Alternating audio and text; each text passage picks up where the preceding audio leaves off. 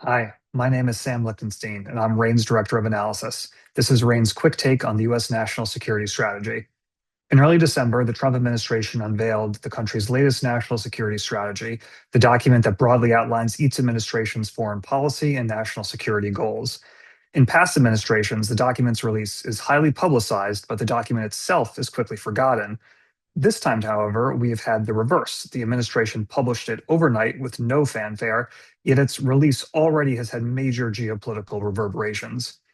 More so than any prior administration, including during Donald Trump's first term in office, this time around the document is framed as a significant break with past US policy. While the document contains signs of continuity, for instance, its emphasis on the balance of power strategy to contain adversaries, in both its tone and most crucially its content, the national security strategy marks an inflection point in US grand strategy.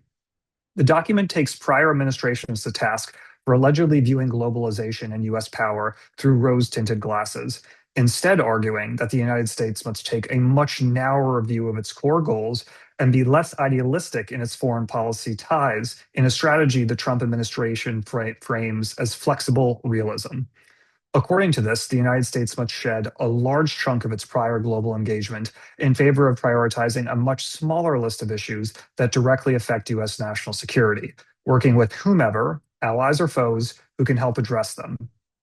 The two sections of the national security strategy that have garnered by far the most attention are those covering the Western Hemisphere and Europe. In the former, the document frames the region as a special sphere of US influence that requires an updated version of the 19th century Monroe Doctrine. In reference to Donald Trump's first name, this has been termed the Monroe Doctrine, asserting US dominance in the hemisphere, pressure to keep outside powers at bay, and focused on vigorously pursuing goals like tamping down on migration, securing access to critical minerals and infrastructure, and combating drug trafficking.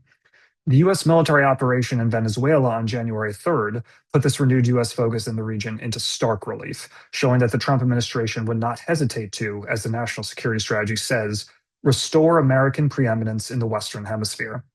From the Trump administration's perspective, the region is part and parcel of US homeland security, inseparable from defending the continental United States from an array of threats. And to this end, the United States will shift more of its military force posture to the Western Hemisphere over the coming years, and more kinetic operations, in addition to political and economic pressure, are on the table in a wide array of countries, including Colombia, Cuba, and Mexico. This leads to the second notable region in the national security strategy, Europe. Initially, media coverage of the document's discussion of the continent focused on language warning of Europe's civilizational erasure under the weight of mass migration, population decline, and the erosion of traditional values. However, most recently, the true impact of the document on transatlantic ties has taken the form of the ongoing US pressure campaign to acquire Greenland, the semi autonomous territory of Denmark that geographically lies in the Western Hemisphere. The national security strategy confirms that the Trump administration views Greenland as a major national security imperative and, as events in recent days have shown, is willing to leave the door open to provoking a full-scale trade war, a crisis within NATO, and a potentially irrevocable rupture in the transatlantic alliance.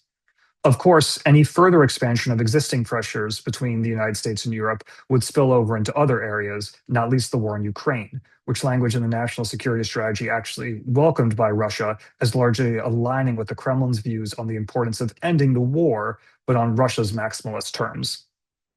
Taken together, therefore, the developments in Venezuela and Greenland in the months since the release of the national security strategy indicate that while it may only be a piece of paper, the vision it lays out is already corresponding to norm busting and alliance testing real world US actions.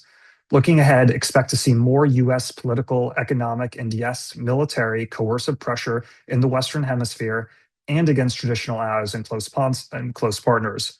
More transactional engagement with traditional foes that cast ideology aside in favor of ruthless pragmatism, and a further degradation of the post World War II order that the United States has hitherto championed. And with this in mind, and as the first full year of the Trump administration has already demonstrated repeatedly, expect further geopolitical volatility and uncertainty that serve to rewire global relationships as countries spanning the globe seek to insulate themselves from new risks, take advantage of new opportunities, and seek to find ways to survive in a return to a multipolar world order in which might makes right has returned in force.